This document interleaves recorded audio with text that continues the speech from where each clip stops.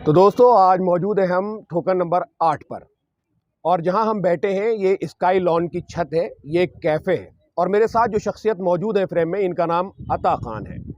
आप एडवोकेट हैं और सोशल मीडिया पर जिस तरह से बेबाकी से अपनी आवाज़ रखते हैं तो बहुत सारे लोगों को खटकते भी होंगे और बहुत लोग इनको जानते भी हैं। आज इस तरह से चुनाव संपन्न होने के बाद रिजल्ट आए हैं, उसी को लेकर अता भाई से बात करेंगे। अता भाई, जिस तरह से 188 पे जीत हुई है अरीबा खान की, उसके बारे में आपका क्या कहना है? सबसे पहले तो मैं अरीबा खान को मुबारकबाद देना चाहता हूँ कि वो यहाँ से आवाम ने उनको एक मौका दिया है 5 साल खिदमत करने का। और दूसरे, ये बात साबित हो गई कि जो काम नहीं करेगा जी। उसको ये आवाम हटा देगी और नए को मौका देगी। जी। और ये क्योंकि ये बहुत अच्छा इलेक्शन रहा, क्योंकि ये प्योर मुद्दों पे इलेक्शन लड़ा गया इलाके का, जैसे साफ़ सफाई, कूड़ा, इस पे लड़ा गया। और आपने एफएम टॉक ने कवर किया इसको पूरे इलेक्शन को, तो आपने देखा होगा कि मुद्दों पे लड़ा गया था। इसमें ज़्यादा नेशनल मुद्दे हावी नहीं रहे। तो ये बिल्कुल साफ इस इलेक्शन ने और इस वार्ड की और 189 वार्ड ज़ाकिर नगर वार्ड से साफ मैसेज दे दिया गया, ख़ास तौर से इस वार्ड से, कि जो है अगर काम नहीं होगा तो हटा दिया जाएगा और नए को मौका दिया जाएगा। अता भाई, मैं एक बात जानना चाहता हूँ, जिस तरह से एमसीडी में लगातार 15 साल बीजेपी की गवर्नमेंट रही है, अब देखने को मिला कि अरविंद केजरीवाल की नीतियों से खुश होकर दिल्ली की आवाम ने उनको एमसीडी में भी ला खड़ा किया है। तो कहीं ना कहीं एक बदलाव देखने को मिलेगा। एक राहत राहत इंदौरी साहब का शेर याद आता है मुझे कि किरदार नए आते जा रहे हैं, नाटक वही पुराना चल रहा है। तो अरीबा खान भी उसी का पार्ट रहेंगी या फिर ये कुछ चेंज करके दिखाएंगी? देखिए, मैं हमेशा कहता हूँ कि नेता सारे एक जैसे होते हैं। जी। नेता कोई ख़ास ये लेके नहीं आता कि मुझे काम करना है, ये बदलाव लेके आना है। जी। आवाम को उनसे काम करवाना पड़ेगा, पड़ता है, तभी वो काम करते हैं। चाहे अरीबा खान हो, चाहे वाजिद खान हो, या जो भी हो। अगर आवाम उनसे काम करवाएगी, आवाम इस बात का एहसास लेगी, समझेगी कि हम जहाँ रहते हैं उस इलाके को साफ़ रखना चाहिए, उसके क्या मुद्दे हैं। और जो नेता हमने चुना है वो नेता है, यानी हमने उसे काम करने के लिए चुना है। उसे स्वागत समारोह या रिबन कटवाने या बिरयानी खिलाने के लिए बुलाने, या अपने घर में किसी पार्टी में बुला के शान बढ़ाने के लिए नहीं चुना है, बल्कि उससे काम लेने के लिए चुना है, उससे सवाल करने के लिए चुना है। और अगर सिर्फ पब्लिक सिर्फ इतना करे कि सोशल मीडिया, फेसबुक या और जगह सिर्फ उनसे सवाल करती रहे, लिखती रहे, तब भी वो काफ़ी हद तक काम करेंगे। अरे भाई, पार्षद के चुनाव जिस तरह से हमने देखे हुए हैं दिल्ली में, और मुस्लिम बहुल क्षेत्र जितने भी रहे, मुस्लिम कम्युनिटी स्पेशली, चाहे वो सीलमपुर हो, जाफराबाद हो, ओखला हो, हमने देखा है अरविंद केजरीवाल को लेकर काफ़ी एलिगेशन लगाए गए, मुखालफत हुई और वहाँ कहीं ना कहीं झाड़ू को हार का मुंह देखना पड़ा। इस सब के पीछे क्या वजह रही? देखिए, ये जो 2 सीटें हैं, एक तो शाहीन बाग यानी अबुल फज़ल वार्ड और ज़ाकिर नगर वार्ड, उसमें सबसे ज़्यादा इम्पोर्टेंट सीट अबुल फज़ल शाहीन बाग की थी, क्योंकि शाहीन बाग में एक बड़ा प्रोटेस्ट हुआ। पूरे हिंदुस्तान के अंदर शाहीन बाग जाना जाता है, यहाँ तक कि पूरी दुनिया में जाना जाता है। और इन सीटों, ख़ास तौर से जो मुझे ख़बर है कि ज़्यादातर मुस्लिम मेजॉरिटी सीटों पे केजरीवाल साहब को वोट नहीं मिल पाए, ज़्यादातर हारे हैं। उससे मैसेज बिल्कुल क्लियर है कि जो उनका सियासी आइडियोलॉजी है, जिस तरफ वो चल पड़े हैं और चल रहे हैं पिछले कुछ सालों से, चाहे वो कश्मीर में जो पूरा 2 ढाई साल 80 लाख लोग मुसलमान बंद रहे, और दिल्ली दंगे हुए, उसमें उनकी खामोशी, मरकज़ पे जो उनका रद्द अमल रहा वो हो, चाहे यूनिफ़ॉर्म सिविल कोड जिसके वो हिमायती हैं वो हो, या अब वो कुछ नोट पे कुछ छापने-वापने की बात कर रहे हैं वो हो।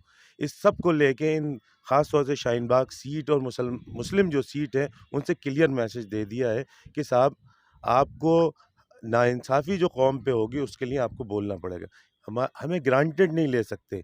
जैसे पहले की पार्टीज़, कांग्रेस, इन सब जो भी करती रहीं, दंगे फ़साद होते रहे और मुसलमान उन्हें वोट देता रहा और वो ग्रांटेड लेते रहे। वैसे ही केजरीवाल साहब को सीधा ये मैसेज दे दिया है, इन जो रिज़ल्ट आए हैं, कि आप ग्रांटेड नहीं ले सकते और आपको बोलना पड़ेगा नाइंसाफ़ी पे, क्योंकि वो मुस्लिम वोट से ही यहाँ तक पहुँचे हैं। और ये मैसेज अमानतुल्लाह खां साहब के लिए भी है और मुसलमान विधायकों के लिए भी है कि आपको काम करना पड़ेगा और नाइंसाफ़ी और ज़ुल्म पे आपको बोलना पड़ेगा। ऐसे नहीं कि आप ग्रांटेड ले लें, वोट लेते रहें और जीतते रहें। अब वक़्त बदलाव का है, ये बदलाव है। अच्छा, अता भाई, मैं एक सवाल यहाँ जानना चाहूँगा। आपने सोशल मीडिया की बात की कि जब आप नेता चुन रहे हैं तो सोशल मीडिया से के माध्यम से आप नेता के बारे में लिखें, नेता से सवाल करते रहें। तो जब इस तरह का चुनाव होता है, लोकल में मीडिया जो घूमती है उसमें यूट्यूबर्स भी होते हैं, फेसबुक पे भी पेज रन करते हैं, उस उनका क्या इन्फ्लुएंस रहता है इस पूरे इलेक्शन में? देखिए, बहुत बड़ा इन्फ्लुएंस रहता है। और आपने पिछले कुछ सालों से अगर मोदी जी आए या केजरीवाल जी खुद आए, तो इसमें सोशल मीडिया का और छोटे लोकल चैनल्स का बहुत बड़ा रोल रहा है, हमने हमेशा देखा है। और ज़माना ही आजकल यूट्यूबर्स और लोकल चैनल्स का है। मैं वही अभी थोड़ी देर पहले आपसे कह रहा था कि किसी से काम करवाना हो, नेता से काम करवाना हो, तो वहाँ की आवाम अगर सिर्फ फेसबुक और सोशल मीडिया पे अपने मुद्दे लिखने लगे और सवाल करने लगे तो वो काम करेगी। जैसे आप लोकली कवर कर रहे हैं इस इलेक्शन को, और जो चैनल है उन्होंने कवर किया है, तो उससे बहुत असर पड़ा है। और मैं मानता हूँ कि ये जो वाजिद खां की हार हुई है यहाँ पे, उसकी बहुत बड़ी वजह ये है कि इस वार्ड के अंदर लोग सोशल मीडिया पे बहुत एक्टिव हैं और उन्होंने मुद्दे हमेशा रखे हैं। ख़ास तौर से इस वार्ड के अंदर यहाँ के जो लोकल चैनल हैं, जैसे आपने यहाँ कवर किया, लोकल लोगों की बात एक दूसरे से ट्रांसलेट हुई, पहुँची, तो उसका बहुत असर होता है। और मैं ये चाहता हूँ कि और जो लोकल चैनल है और मजबूती के साथ पब्लिक की, आवाम की बात रखें। और जितने भी आवाम हैं, लोग हैं, वो अपनी हर बात, एक गली में भी अगर पानी भर रहा है तो उसका फ़ोटो खींच के सोशल मीडिया पे डालें और सवाल करें। नेता को नेता समझें, नेता को मस्जिद का इमाम ना समझें, मस्जिद के इमाम को इमाम समझें, अल्लाह के रसूल का नायब समझें, और नेता को नेता अपना मुलाजिम ही समझें। अच्छा, तब भाई अगर रिएक्शन देना चाहें तो मैं जानने की कोशिश करूँगा कि वार्ड 188 पे तो एक जो जितना मार्जिन होना चाहिए था, जितनी नाराज़गी थी, वो कहीं न कहीं मार्जिन सेट नहीं हो पाया। हालाँकि 1489 वोटों से वो जीती हैं, लेकिन आपकी एक बराबर में सीट है 189। 474 वोटों से सलमा आरिज़ इलेक्शन हारी हैं वहाँ पर, आम आदमी पार्टी की कैंडिडेट थीं। तो आपको क्या लगता है, क्या इम्पैक्ट वहाँ ऐसा था जो वो इलेक्शन हार गए? देखिए, उसपे मुझे कई वजह समझ में आती हैं। उसमें एक बड़ी वजह ये है कि केजरीवाल साहब की जिस आइडियोलॉजी की तरफ वो चल पड़े हैं, जो वो नज़रअंदाज कर रहे हैं, जिनके वोटों से जीते उनको नज़रअंदाज कर रहे हैं, जो पॉलिसी रही है उसमें मरकज़ और तबलीगी जमात बहुत बड़ा मुद्दा है। एक तो वो है। दूसरे, वहाँ की जो सियासत है, उसमें शोएब दानिश साहब 15 साल से वहाँ पे मौजूद हैं, और शोएब दानिश साहब वहाँ के लोकल हैं। शोएब दानिश साहब के बारे में ये कहा जाता है वो काम करें ना करें, लेकिन लोगों से बहुत अच्छे से मिलते हैं। लोगों से अटैचमेंट है। लोगों से उनका अटैचमेंट है, गलियों में जाते हैं, लोगों से सलाम दुआ करते हैं। लोग, ये कौम, ख़ास तौर से ये कौम इसी में खुश हो जाती है कि कोई हमारे पास आए, हमारा हाल-चाल पूछ ले जी। और हमारे साथ चाय पी ले। दूसरी बात ये, वहाँ पे जो अमानतुल्लाह खां साहब के साथी थे, जनाब लड्डन साहब, कौसर इमाम साहब, उन्होंने वहाँ पे बहुत बड़ा, मुझे लगता है, इम्पैक्ट डाला। शायद 6000 से ज़्यादा उन्होंने वोट वहाँ पे हासिल किए, और वो वोट कटे हैं। और तीसरा, वहाँ पे बड़ा जो एक रीज़न मुझे लगता है, वो महमूद अहमद साहब, जो वहाँ पे पिछले इलेक्शन में बहुत कम मार्जिन से हारे थे, पुराने नेता हैं, ज़मीनी तौर पे काफ़ी काम किया उन्होंने। उनको टिकट ना मिलने की भी वजह रही कि ये सारी वजह टोटल मिलके सलमा आरिज़, यानी वाइफ़ ऑफ आरिज़ खां, आरिज़ नंबरदार, वो वहाँ पे जीत हासिल नहीं कर सकीं। वो अलग बात है, बहुत कम मार्जिन से वो भी हारी हैं, लेकिन जीत हासिल नहीं कर पाईं। तो अता भाई, कहीं न कहीं एआईएमआईएम पार्टी, मीम पार्टी जो है वो वोट कटवा साबित हो गई इस बार भी। देखिए, वोट कटवा कोई चीज़ नहीं होती, मेरा मानना ये नहीं है कि वोट कटवा साबित हो गई। हर एक का हक़ है वहाँ पे खड़े होने का। और वोट कटवा, जैसे यहाँ पे इस वाले वार्ड के अंदर चरण सिंह भी खड़े हुए, 1275 वोट आए, आशू खां भी खड़े हुए, यहाँ पे भी वो वोट कटवा कुछ नहीं होता। किस चीज़ के लिए वोट कटवा?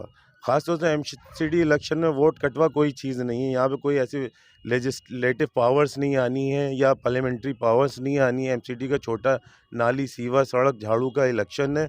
और वोट कटवा आप आरिज़ नंबरदार को भी कह सकते हैं कि उन्होंने वोट काट लिए, एमआईएम नहीं तो जीत जाती।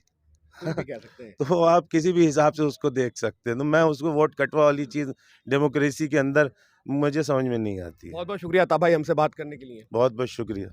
तो दोस्तों, मैं एक बार फिर आपको बता दूं, स्काई लॉन जो एक कैफ़े है, हम उसी की छत पे बैठे हैं। मेरे साथ अता भाई थे, इनसे बात कर रहे थे। जैसा कि आप तमाम जानते हैं, इलेक्शन हुए हैं, आज रिज़ल्ट आए हैं, तो कहीं खुशी मिली है तो कहीं गम मिला है। और अरीबा आसिफ खान ने जो है 8 साल बाद अपने परिवार को एक बार फिर काउंसलर जीत के खुशी का एहसास कराया है। वालिद साहब जब जेल में होते हैं, अरीबा कैंपेन करती हैं, तब वालिद साहब जीत जाते हैं। आज वालिद साहब फिर जेल में हैं, अरीबा खान अपने लिए कैंपेन करती हैं, तो अरीबा खान जीत जाती हैं। तो कहीं ये जेल इनके लिए लकी साबित तो नहीं हो रही है? ये एक बड़ा सवाल आपके लिए छोड़ के जा रहा हूं, क्योंकि जब इंटरव्यूज कर रहे थे तो लोग जानने की कोशिश कर रहे थे कि सिंपैथी बार बार नहीं चलेगी, लेकिन बाप की गैर मौजूदगी में जिस तरह बड़े बड़े लोगों ने अरीबा के सिर पे हाथ रखा है, उनकी हम दोस्तों ने उनके साथ कदम से कदम मिला के रखा है, तो एक मैसेज दिया है कि हम गलत के खिलाफ हैं और सही को चुनने की क्षमता रखते हैं। मैं Mazhar Khan from Okhla for FM talk.